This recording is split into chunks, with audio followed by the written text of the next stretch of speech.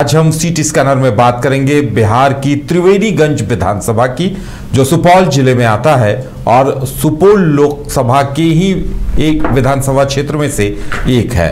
त्रिवेणीगंज में फिलहाल वीणा भारती वो वहां की विधायक हैं और वहां के क्या समीकरण हैं, और वीणा भारती जदयू से हैं, वहां के समीकरण क्या हैं, पिछला इतिहास क्या रहा है और उनका क्या इस बार असर दिखेगा, इन तमाम चीजों पर चर्चा करेंगे। हमारे साथ हमारे वरिष्ठ सहयोगी राकेश रंजन जी हैं। राकेश जी, त्रिवेणीगंज के समीकरणों को, पिछले इतिहास को किस तरह से देख रहे हैं आप? देखिए, त्रिवेणीगंज के इतिहास के बारे में हम बात करें उससे पहले जो एक चीज महत्वपूर्ण दिखती है कि जब आप त्रिवेणीगंज का जातीय समीकरण देखेंगे तो ऐसा लगता है कि ये आरजेडी को ज्यादा सूट करता है, लेकिन जो परिणाम यहाँ पर आते हैं वो जेडीयू के फेवर में आते हैं। ऐसा क्यों होता है, इस पर भी हम आगे चर्चा करेंगे। फिलहाल हम इतिहास की तरफ बढ़ें तो देखिए, त्रिवेणीगंज जो विधानसभा है वहाँ जो पहला चुनाव हुआ था वो 1957 में हुआ था, और तब एक नहीं बल्कि दो विधायक चुने गए थे, एक सामान्य जाति से और एक अनुसूचित जाति से जो है वो विधायक चुने गए थे। योगेश्वर झा और तुलमोहन राम जो है वो यहाँ से विधायक बने थे, दोनों कांग्रेस के प्रत्याशी थे। अब अगर यहाँ के हम इतिहास को और स्कैन करें और थोड़ा सा इसे स्कैन करके देखें कि क्या दिखता है, तो आपको दिखेगा कि जो त्रिवेणीगंज विधानसभा है इसे आप तीन कालखंड में बांट सकते हैं। जो पहला कालखंड है वो एक दशक का है, 1957 और 1962 में जो दो चुनाव हुए वहां कांग्रेस का दबदबा दिखता है, और इस दो चुनाव में कांग्रेस को 3 विधायक मिले। लेकिन जो दूसरा कालखंड है वो 1967 से साल 2000 तक आता है, और यहां पर आपको दिखेगा कि कांग्रेस पीछे जाते चली गई और सोशलिस्टों का दावा जो है वो यहां पर बढ़ता चला गया, उनका दबदबा जो है वो बढ़ता रहा और कांग्रेस धीरे धीरे जो है वो पीछे होती रही। 1967 से साल 2000 तक कुल 9 चुनाव हुए, जिसमें 7 बार जो है सोशलिस्ट पार्टियां यहां से चुनाव जीतने में कामयाब हुई, कांग्रेस को सिर्फ 2 बार सफलता मिली। अब तीसरा कालखंड आता है, ये साल 2000 से 2020 के बीच का है, जब सोशलिस्ट पार्टियां ही मुख्य पार्टियां हो गई, अलग अलग जो पार्टियां थी वो आपस में भिड़ने लगी।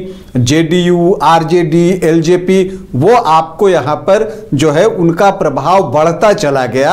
हालांकि इन तीनों पार्टियों में भी अगर हम बात करें तो जेडीयू का दबदबा साफ तौर पर यहाँ पर दिखता है, और आप देखेंगे कि जेडीयू लगातार यहाँ पर जीत जो है वो हासिल करते रही है।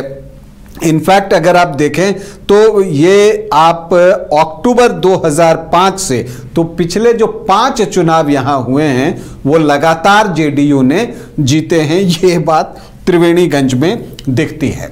लेकिन ऐसा नहीं है कि त्रिवेणीगंज सिर्फ पार्टियों के आधार पर वोट करता रहा है, यहाँ व्यक्ति भी प्रमुख रहे हैं, और यहाँ पर एक व्यक्ति जिनके चर्चा किए बगैर जो है त्रिवेणीगंज विधानसभा सीट को स्कैन नहीं किया जा सकता, वो हैं अनूप लाल यादव। अनूप लाल यादव जो है कुल 7 बार यहां से विधायक चुने गए, 1967, 1969, 1972, 1977, 1985 और फिर 90 और 2000 में। लेकिन ऐसा नहीं है कि उन्हें यहां हार का सामना नहीं करना पड़ा।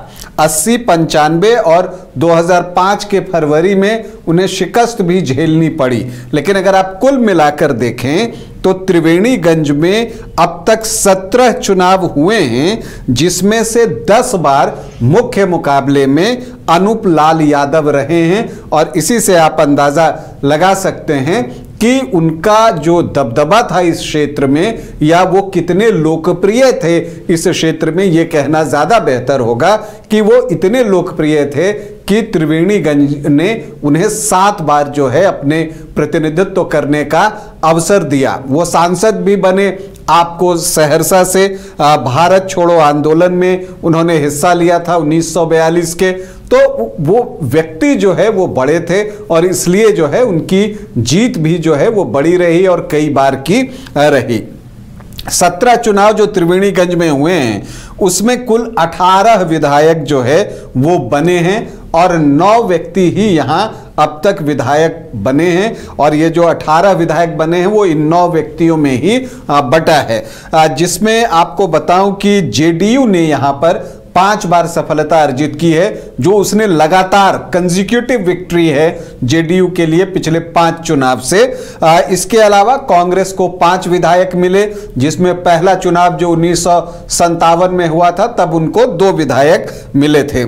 संयुक्त सोशलिस्ट पार्टी 3 बार इस सीट को जीतने में सफल रही, तो एलजेपी, आरजेडी, जनता दल, लोक दल और जनता पार्टी एक बार इस सीट को जीतने में सफल रही।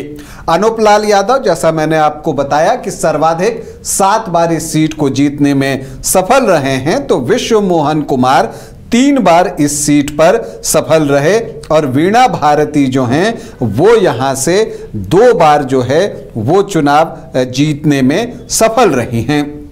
देखिए, अब हम यहाँ आखिरी 3 चुनाव की तरफ बढ़ते हैं और देखते हैं कि ये चीज़ें हमें क्या बता रही हैं। तो साल 2010 में हम पहुंचते हैं जहां जेडीयू की तरफ से अमला देवी जो है वो चुनाव लड़ रही थी। सुरेंद्र नारायण सरदार जो हैं वो कांग्रेस के प्रत्याशी थे और एलजेपी से यहां अनंत कुमार भारती जो है वो प्रत्याशी बनाए गए थे। तो एक ट्रायंगुलर फाइट उस वक्त होती है जिसमें अमला देवी को 63,729 वोट मिलते हैं, मतलब कि 49%। साल 2010 वो साल था जब जेडीयू की लहर थी और जो सुरेंद्र नारायण सरदार हैं कांग्रेस प्रत्याशी, वो एलजेपी से भी पीछे चले गए, वो तीसरे स्थान पर चले गए और दूसरे स्थान पर अनंत कुमार भारती एलजेपी के प्रत्याशी रहे, जिन्हें 44,706 वोट मिले, मतलब कि 34.35% वोट, और सुरेंद्र नारायण सरदार को मिले 8,605 वोट, मतलब 6.62% वोट। तो अमला देवी जो जेडीयू की प्रत्याशी थी उनको 19,023 वोटों की जीत मिली, तो एक बड़ी जीत उनके लिए। फिर साल 2015 आता है।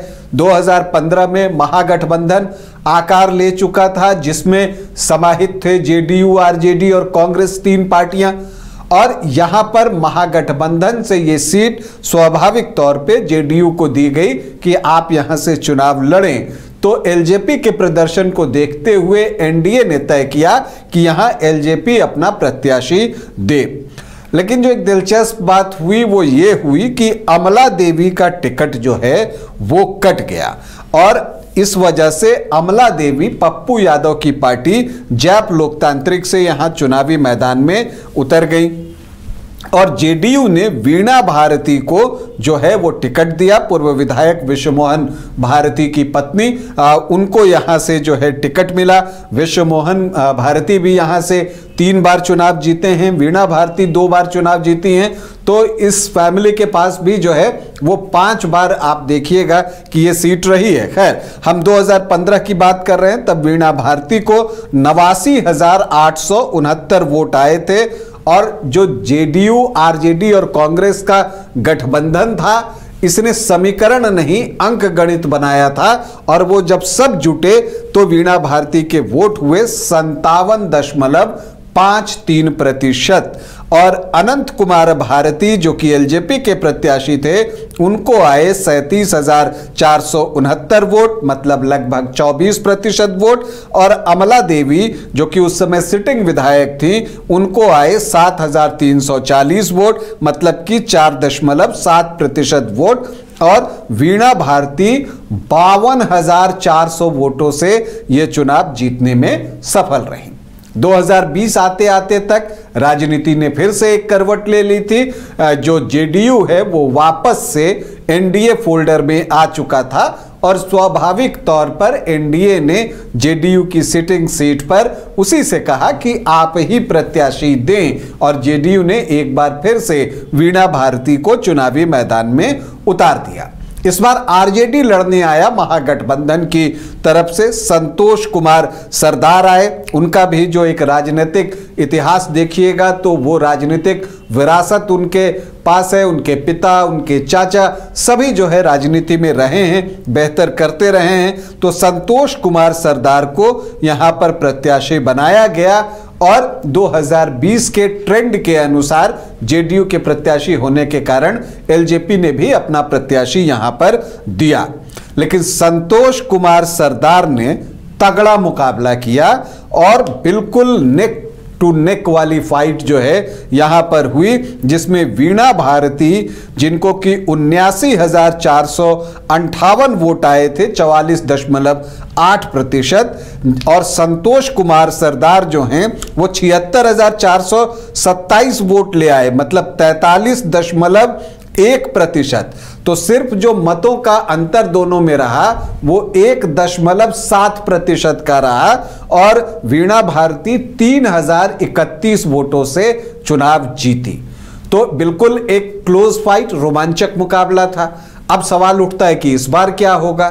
तो देखिए, इस बार भी लगता है कि मुकाबला जेडीयू और आरजेडी के बीच ही होना चाहिए। तो ऐसी परिस्थिति में एलजेपी को यह सीट छोड़नी पड़ सकती है, क्योंकि पिछले 3 चुनाव से एलजेपी यहां पर चुनाव लड़ रही है। तो आप क्या देखते हैं कि जो दावेदार हैं, तो आरजेडी से संतोष कुमार सरदार का नाम जो है वो आता है, क्योंकि संतोष कुमार सरदार ने पिछली बार जो है वो बेहतर प्रदर्शन किया था। हालांकि कई और दावेदार भी हैं आरजेडी से, जिसमें डॉक्टर बीएन पासवान की संभावना है कि वो आरजेडी में आएंगे, तो फिर वो एक दावेदार हो सकते हैं। दुर्गी सरदार हैं जो कि प्रखंड अध्यक्ष हैं, उनका भी दावा यहां पर मजबूत दिख रहा है। जबकि जेडीयू से वीणा भारती का दावा मजबूत बनता है, सिटिंग विधायक हैं 2 बार की, और इस बार वो हैट्रिक लगाना चाहेंगी। हालांकि अगर आप देखें तो जो पूनम कुमारी हैं जेडीयू की जिला सचिव, और सोनम सरदार, ये भी प्रयास कर रहे हैं जेडीयू की तरफ से कि उनको टिकट मिले। एलजेपी से अनंत कुमार भारती और विजय पासवान और रेणु लता भारती, ये 3 दावेदार हैं। लेकिन लगता ऐसा ही है कि ये सीट जेडीयू ही लेगी और महागठबंधन से ये सीट आरजेडी के पास ही जाएगा। तो ऐसे में जातीय समीकरण यहाँ का क्या है, जो मैंने बिल्कुल शुरुआत में एक बात कही थी कि जातीय समीकरण जो है वो आरजेडी को सपोर्ट करता है, लेकिन जीत यहाँ पर जेडीयू को मिलती है। देखिए, यहाँ पर जो एससी वोटर्स हैं वो लगभग 18.5% हैं, 18.53%। एसटी जो हैं वो 0.69% जो है वो हैं, तो 0.69% एसटी हो गए। जो मुस्लिम वोटर्स हैं उनकी संख्या अच्छी है, 14.9%, मतलब लगभग 15%, और यादव वोटर्स जो हैं वो 25 से 26% हैं। तो जो एमओआई है वो 40 से 41% का बनता है। और अगर आप इधर देखें तो जो राजपूत हैं 1.5 से 2%, ब्राह्मण 2.5 से 3%, तो जो सामान्य जाति के वोटर्स हैं वो बमुश्किल 5% ही हैं।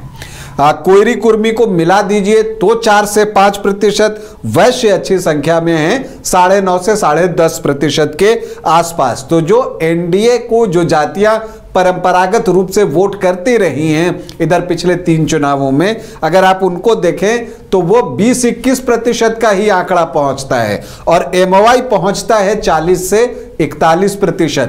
तो ऐसी स्थिति में तो आरजेडी को एक तरफा जीत मिलनी चाहिए थी, लेकिन ऐसा होता नहीं है। और इसके पीछे वजह यह है कि यहां पर जो यादव जो नेता हैं जेडीयू के पास वो बड़े हैं, कद्दावर नेता हैं, जैसे कि विजेंद्र प्रसाद यादव सुपौल से चुनाव लड़ते हैं, नरेंद्र नारायण यादव हैं जो आलमनगर से चुनाव लड़ते हैं और बिहार विधानसभा के उपसभापति हैं, और दिनेश चंद्र यादव जो हैं जो सांसद हैं। तो ये 3 बड़े यादव नेता हैं, तो वो यादवों के वोट में सेंधमारी हो जाती है, ऐसा लगता है, क्योंकि परिणाम अगर आप देखें तो वो चीजें दिखती हैं। और अगर ऐसा नहीं होता है तो एक ये चीज निकल कर आती है कि बाकी जितनी जातियां हैं वो सब एनडीए को वोट कर दे रही हैं।